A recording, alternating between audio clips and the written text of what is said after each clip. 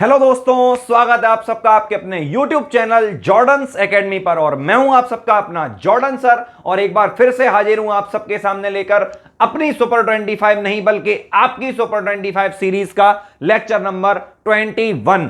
ठीक है दोस्तों, ये होगा हमारा लेक्चर नंबर 21 और उम्मीद करता हूं कि आपने हमारे पूरे 20 लेक्चर देख लिए होंगे। और खुशी इस बात की है कि आज एक स्टूडेंट के पास मैंने अपने एक नोट्स देखे हैं और उस नोट्स में हमारे पूरे सुपर 20 तक के जितने भी 20 के क्वेश्चन हैं वो सभी पॉइंट वाइज बिल्कुल एक एक बात जो कि मैंने समझाई भी है वो तक उसमें लिखी हुई थी। तो ये चीजें देखकर दोस्तों अच्छा लगता है कि आप लोग हमें इतना प्यार करते हैं, और उम्मीद है अगर आपका प्यार इसी तरीके से बना रहा तो 100% आप किसी ना किसी कॉम्पिटिटिव एग्जाम को निकाल कर, जो कि मेडिकल फील्ड से रिलेट करता है या फिर कोई भी ऐसा कंपटीशन एग्जाम जिसमें जनरल बायो के क्वेश्चन पूछ लिए जाते हैं, आप 100% उस एग्जाम को निकाल कर एक दिन नौकरी लेने के बाद ये सोचेंगे कि कभी हम देखा करते थे सुपर 25 सीरीज को, और तब दोस्तों आपको मैं 100% हो सकता है कि याद आ जाऊंगा। चलिए दोस्तों, बिना बेकार की बातों के अपने इस वीडियो लेक्चर को आगे बढ़ाते हैं। तो दोस्तों सबसे पहला क्वेश्चन लिखा है केंद्रक में पाए जाने वाले धागे।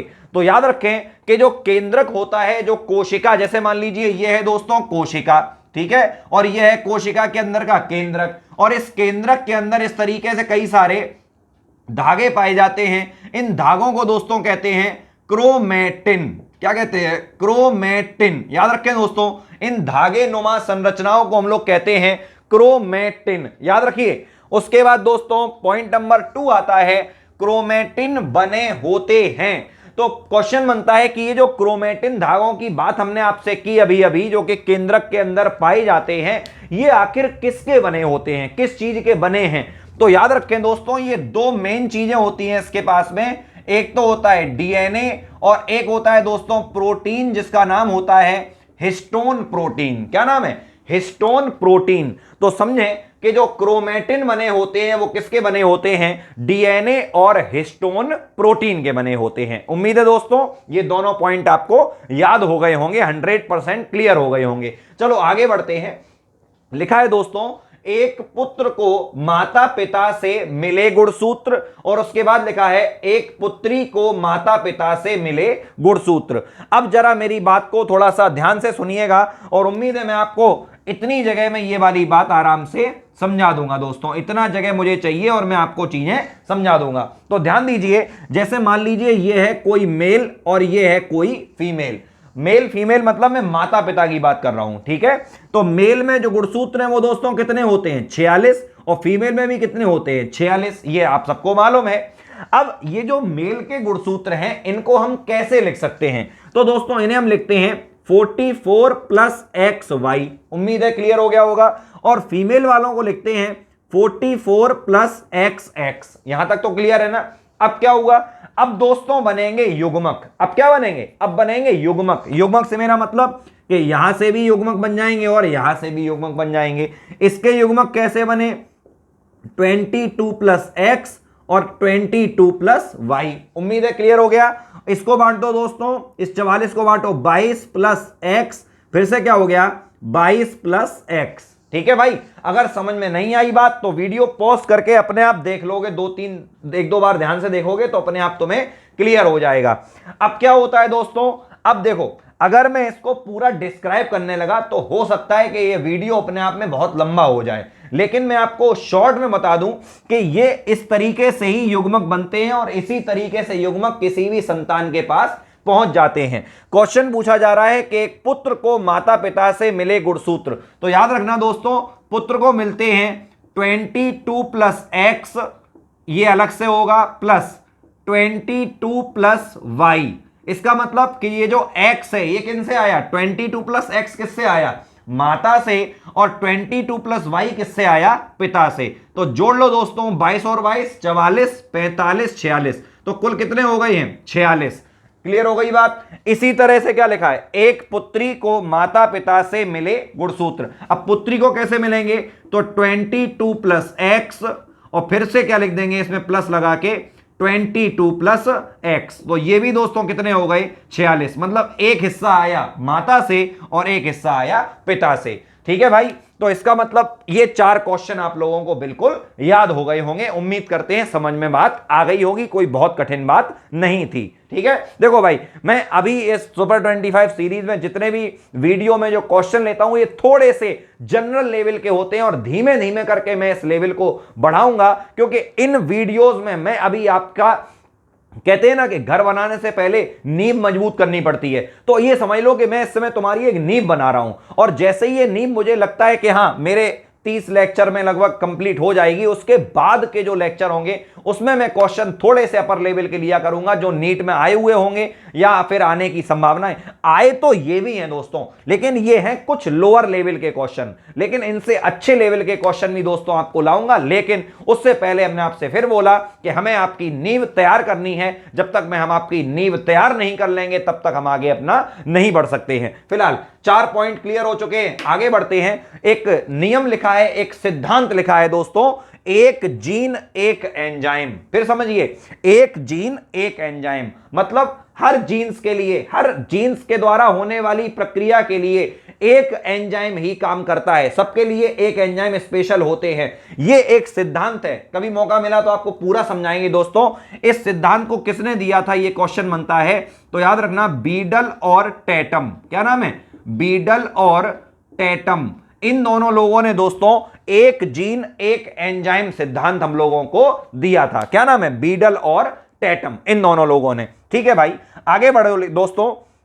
लिखा है साइटोकाइनेसिस में किसका विभाजन होता है, और एक तरफ लिखा है कैरियोकाइनेसिस में किसका विभाजन होता है। देखो ऐसे समझो, आप लोगों को मालूम है कि एक टॉपिक होता है जिसको कहते हैं कोशिका विभाजन। सुना होगा ना उसके बारे में, जिसको हम लोग कहते हैं सेल डिवीजन। इंग्लिश में कहते हैं सेल डिवीजन, हिंदी में कहते हैं कोशिका विभाजन। तो वहां पर दोस्तों आपने 100% पढ़ा होगा कि सबसे पहले तो होता है केंद्रक विभाजन। देखो मैं अब वही वाली बात, अगर पूरा पढ़ाऊं तो फिर अभी घंटा भर निकल जाएगा, मालूम भी नहीं पड़ेगा, आप लोग बोर हो जाओगे, वीडियो छोड़ के चले जाओगे। लेकिन आपके काम की बात आपको बता रहा हूं कि चाहे कोई सा भी कोशिका विभाजन हो, चाहे समसूत्री हो या अर्धसूत्री हो, कैसा भी हो दोस्तों, उसमें पहले तो होता है केंद्रक विभाजन, उसके बाद होता है कोशिका द्रव्य विभाजन। क्या बोला मैंने? मैं ऐसा करता हूं, यहां लिख दे रहा हूं दोस्तों। पहले कौन सा विभाजन होता है? तो पहले होता है केंद्रक विभाजन, और उसके बाद क्या होता है? कोशिका द्रव्य विभाजन। क्या लिखा है? कोशिका द्रव्य विभाजन। तो दोस्तों जो केंद्रक विभाजन होता है इसको हम लोग कहते हैं कैरियोकाइनेसिस। क्या कहते हैं? कैरियोकाइनेसिस। और जो कोशिका द्रव्य होता है दोस्तों, कोशिका द्रव्य विभाजन होता है, इसको कहते हैं साइटोकाइनेसिस। तो यहां पे क्या लिखा है दोस्तों, क्वेश्चन में क्या आया? साइटोकाइनेसिस में किसका विभाजन होता है? तो इसका आंसर क्या हो जाएगा? कोशिका द्रव्य का। भाई है कि नहीं? साइटोकाइनेसिस में किसका विभाजन होता है? किसका होता है? कोशिका द्रव्य का। लेकिन अब क्वेश्चन यहां पे क्या लिखा है? कैरियोकाइनेसिस में किसका विभाजन होता है? अभी अभी मैंने बताया था आपको किसका होता है दोस्तों, केंद्रक का होता है। किसका होता है? केंद्रक का। क्यों?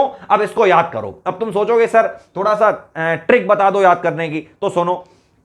कैरियोकाइनेसिस में ऐसा लग रहा है कैरियोट छुपा हुआ है, कैरियोट छुपा होगा, समझ में आ रहा ना? प्रोकैरियोटिक यूकैरियोटिक मैंने पढ़ाया था, याद आ रहा होगा। तो कैरियोट जो है उसका मतलब क्या होता है दोस्तों? केंद्रक। तो जहां पे भी आ जाएगा कैरियोकाइनेसिस, समझ लो विभाजन किसका हो रहा है? केंद्रक का। और बचा क्या? साइटोकाइनेसिस, तो समझ लो किसका विभाजन होगा?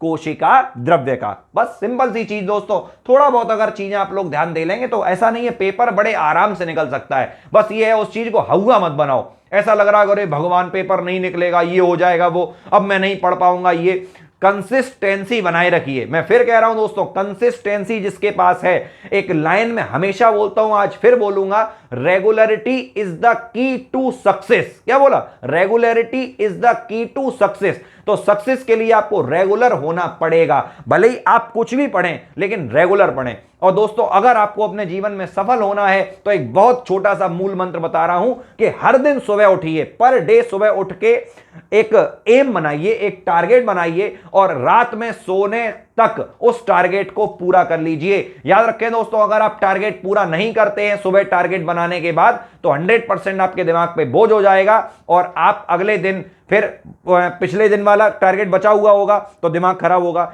इसलिए टारगेट भी ऐसा सेट करें जिसको आप पूरा कर सकें। तो पर डे एक टारगेट सेट करें और रात तक उस टारगेट को पूरा करें। भले ही आप लोग रात में 1 घंटे लेट सोएं, लेकिन अपने रोज के टारगेट को पूरा करें। एक दिन सफलता 100% मिलेगी दोस्तों, ये बिल्कुल अपनाई हुई बात है ये, ठीक है। चलो आगे बढ़ो।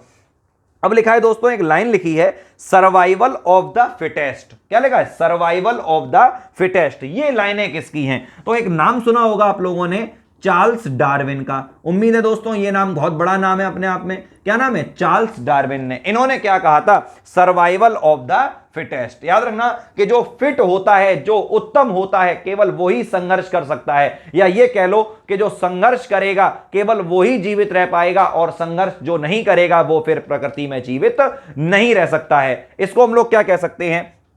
सर्वाइवल ऑफ द फिटेस्ट कह सकते हैं। तो ये वाला पॉइंट क्लियर हुआ दोस्तों। चलिए आगे बढ़ते हैं। लिखा है, आंवले के कसैलेपन का कारण। अब क्वेश्चन बनता है कि जो आंवला होता है उसमें जो एक कसैलापन होता है, उसका जो स्वाद है, उसका कारण क्या है? तो याद रखें दोस्तों कि किसी ना किसी चीज का कारण जरूर होता है, और उसका कारण है, यहां नीचे लिख दे रहा हूं, टेनिन। क्या नाम है दोस्तों? टेनिन। एक पदार्थ होता है जो कि आंवले के अंदर पाया जाता है। नाम क्या बताया मैंने? टेनिन। और इस टेनिन की वजह से जो आंवला होता है वो कैसा होता है दोस्तों? कसैला होता है। ठीक है भाई, तो याद कर लो, आंवले का कसैलापन टेनिन की वजह से है। आगे बढ़ जाओ। लिखा है, खीरे की कड़वाहट। अब समझो, जो खीरा खाते हैं ना अक्सर, अब पता नहीं आप लोगों के घर में ऐसा होता है कि नहीं, जैसे नहीं खीरा इस तरीके से ले लेते हैं, फिर ऊपर से खीरा काट दिया, फिर इस तरह से खीरे को घुमा रहे हैं, इस तरह से कर रहे हैं जिससे उसकी जो कड़वाहट है वो निकल जाए। तो इस तरीके से लोग अपना करते हैं भाई। मुझे तो नहीं मालूम इसका क्या रीजन है, वैसे मैं तो सीधा काट के खा लेता हूं। ऐसे इतना देर तक कौन इंतजार करेगा? खीरा अच्छा लगता है खाने में, कोई बात नहीं। तो खीरे की कड़वाहट जो है वो आखिर किसकी वजह से होती है? तो याद रखना, एक पदार्थ होता है कुकुरबिटेसिन। क्या नाम है दोस्तों? कुकुरबिटेसिन। कुकुरबिटेसिन। तो ये ऐसा पदार्थ है जिसकी वजह से जो खीरे होते हैं वो कैसे होते हैं? कड़वे होते हैं। कुकुरबिटेसिन। याद रखें, कुकुरबिटेसिन ये फैमिली का नाम है दोस्तों, ठीक है। कुकुरबिटेसी एक फैमिली है, ठीक है। चलो भाई आगे बढ़ो। लिखा है, हरित लवक के 2 भाग। बहुत अच्छा क्वेश्चन दोस्तों, हमने आपको लवक पढ़ाए हैं, ठीक है। देखो ऐसा है, अभी अपनी सुपर 25 सीरीज तो चली रही है, इसके साथ साथ एक सीरीज और चल रही है दोस्तों, सेल सीरीज। अगर आप हमारे वीडियो रेगुलर देखते हैं तो आपको इस सीरीज के बारे में पता जरूर होगा। तो याद करना कि वहां पे मैंने आपको लवक पढ़ाए हैं दोस्तों, और वहां पे मैंने जरूर कहा होगा कि लवक कितने टाइप के होते हैं? 3 टाइप के, वर्णी लवक, अवर्णी लवक और हरित लवक। तो वहां मैंने आपको बताया था कि हरित लवक के कितने भाग होते थे? याद आया? याद करो दोस्तों, 2 भाग होते थे। एक का नाम होता है दोस्तों ग्रेना, याद करो ग्रेना, और दूसरे का नाम होता है स्ट्रोमा। क्या नाम है? स्ट्रोमा। तो याद करें कि हरित लवक के 2 भाग होते हैं, एक भाग होता है ग्रेना और दूसरा भाग होता है स्ट्रोमा। और आप सबको यह बात उस समय मैंने जरूर बताई होगी कि जिस समय प्रकाश मौजूद होता है, सूर्य का प्रकाश पौधों को मिल रहा होता है, उस समय पर ग्रेना एक्टिव रहता है, और जिस समय पर सूर्य का प्रकाश नहीं मिलता है उस समय पर स्ट्रोमा एक्टिव रहता है। तो उम्मीद है दोस्तों कि आपने वो वाला वीडियो देख लिया होगा।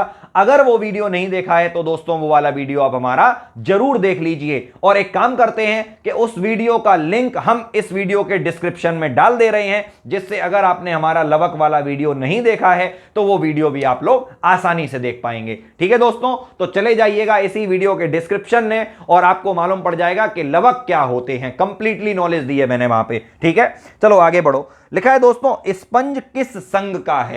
एक जीव होता है दोस्तों, समुद्री जीव है, उसका नाम क्या है? स्पंज नाम है, ठीक है। स्पंज होता है, तो आखिर वो किस संघ का है? तो एक संघ होता है दोस्तों, जीव जंतुओं का संघ है पोरीफेरा। क्या नाम है?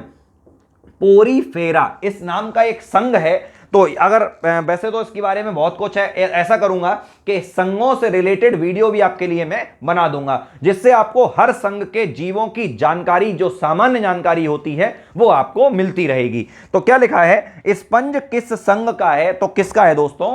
पोरी फेरा शंका है। वीडियो बीच में चल रहा है और उम्मीद करते हैं आप लोग वीडियो को एंजॉय कर रहे होंगे। बस चलिए एंजॉय करते रहिए, आगे बढ़िए। पढ़ाई खेल खेल में होनी चाहिए, बिल्कुल भी प्रेशर लेकर पढ़ाई नहीं होनी चाहिए, क्योंकि प्रेशर के कुकर बहुत खराब होता है। ठीक है भैया, आगे बढ़ो। लिखा है सबसे बड़ा स्तनधारी। अब क्वेश्चन बना सबसे बड़ा स्तनधारी कौन सा है, मुझे बताना नहीं पड़ेगा, आप सबको मालूम है, ब्लू व्हेल। क्या नाम है? Blue whale. सबसे बड़ा स्तनधारी इस पृथ्वी पर है, कौन है? Blue whale. इतनी सी बात थी, आगे बढ़ जाओ। लिखा है दोस्तों WBC का कार्य। अब क्वेश्चन बनता है कि अपने रक्त में 3 जो कणिकाएं होती हैं, जो RBC, WBC और प्लेटलेट्स, ये 3 होती हैं। इनमें से यहां पे क्वेश्चन आया कि WBC का कार्य क्या है, तो याद रखना दोस्तों, रोगों से सुरक्षा करना। क्या लिखा हुआ है? रोगों से सुरक्षा करना, यह है हमारे WBC का काम।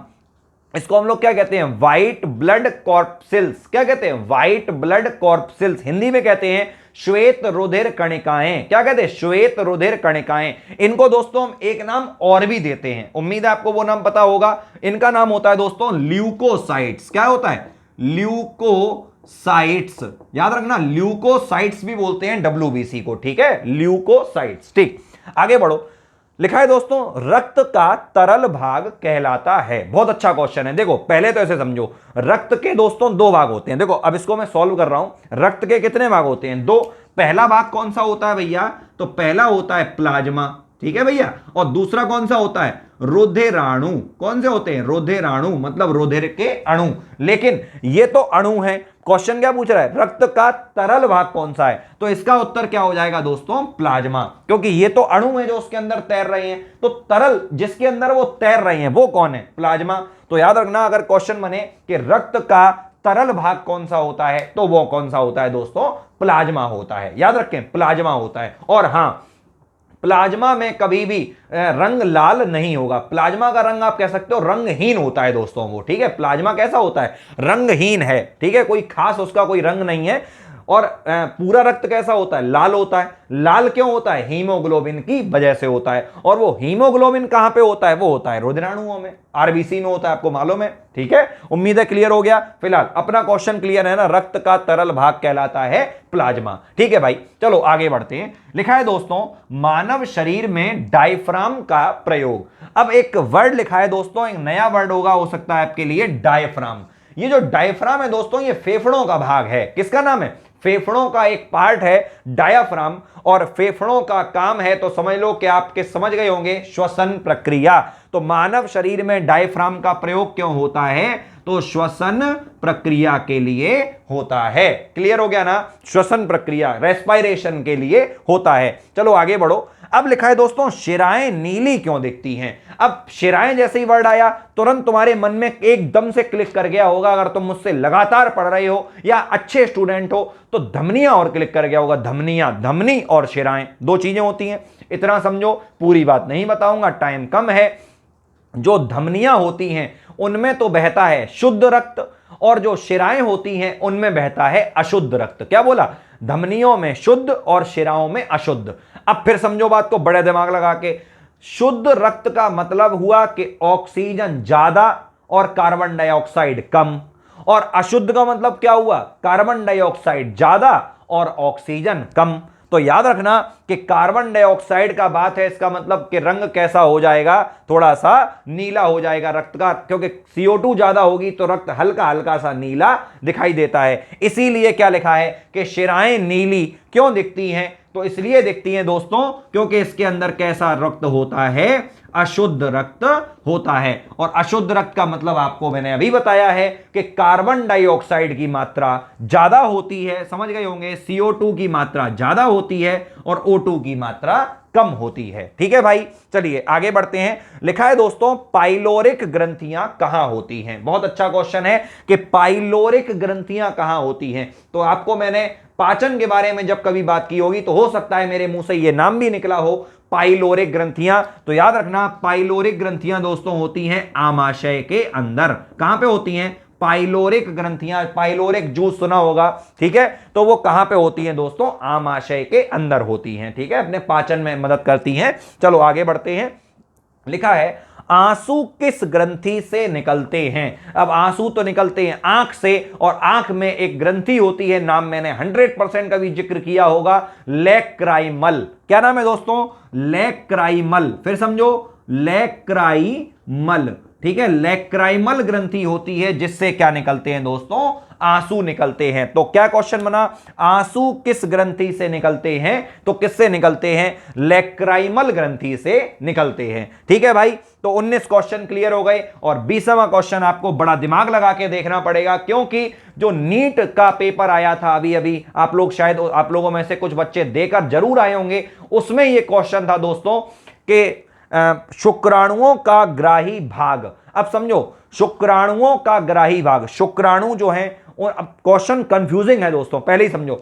ऐसा नहीं कि शुक्राणुओं का पूछ रहे हैं, यह पूछा जा रहा है कि शुक्राणुओं का ग्राही, कि शुक्राणुओं को कौन अपनी तरफ ग्रहण करेगा। यह समझो, क्वेश्चन का मतलब समझो। शुक्राणुओं का ग्राही भाग का मतलब शुक्राणुओं को कौन सा भाग ग्रहण करता है। अब सुनो ध्यान से मेरी बात को, पूरा मन लगा के।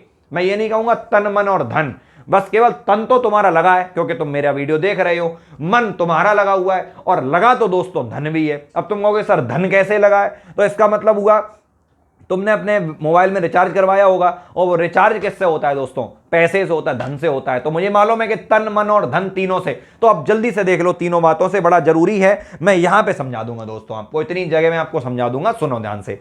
जैसे मान लो दोस्तों ये है कोई अंडाणु, ठीक है, और अंडाणु देखने में कुछ इस तरीके का होता है, बात समझो, ये इस तरह का होता है कुछ अंडाणु, इस तरीके का, ठीक है, ऐसा होता है अंडाणु। तो अंडाणु के ऊपर हमेशा दो परतें होती हैं, मतलब किसी भी अंडाणु के ऊपर, मैं शुक्राणु की बात नहीं कर रहा हूं, मैं कर रहा हूं अंडाणु की बात, ओवा की बात, फीमेल की बात, ठीक। तो इसके ऊपर कितनी परतें होती हैं? दो।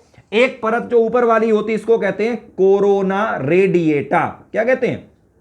Corona radiata. और जो अंदर वाली परत होती है दोस्तों, इसको कहते हैं जोना पेल्यूसिडा। क्या कहते हैं? जोना पेल्यूसिडा। तो याद रखना दोस्तों कि जो जोना पेल्यूसिडा होता है अंदर वाला, इसके पास में ऐसे स्पेशल प्रोटीन होते हैं। फिर समझो, मैं एक नहीं दो बार बोलूंगा, चलो दो बार बोलूंगा, सुनते रहना।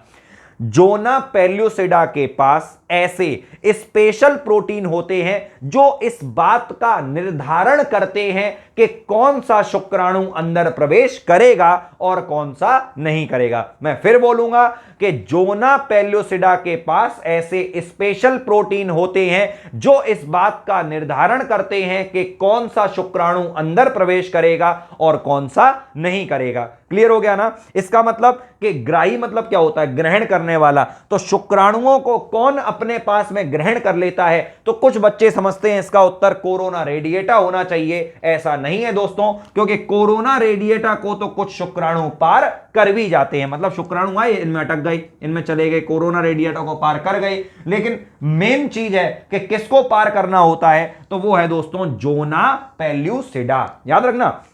तो जोना पेल्यूसिडा कौन सा भाग माना जाएगा? ग्राही भाग माना जाएगा। किसका माना जाएगा? शुक्राणुओं का माना जाएगा। उम्मीद है दोस्तों ये 20 क्वेश्चन आपको क्लियर हो गया। नहीं क्लियर हुआ, वीडियो आपके हाथ में है, तुरंत पीछे सेकंड्स को ले जाओ और फिर समझ लो बात को, कोई दिक्कत नहीं होगी, लेकिन बस समझ में आना चाहिए। फिलहाल 20 क्वेश्चन हो चुके हैं, 5 और बचे, जल्दी जल्दी पढ़ लो। लिखा है दोस्तों 1 ग्राम वसा से उत्पन्न ऊर्जा। बहुत अच्छा क्वेश्चन, बहुत सरल क्वेश्चन, मुझे बताना नहीं पड़ेगा। 9.3 किलो कैलोरी, क्योंकि ऊर्जा को किस में नापते हैं? किलो कैलोरी में।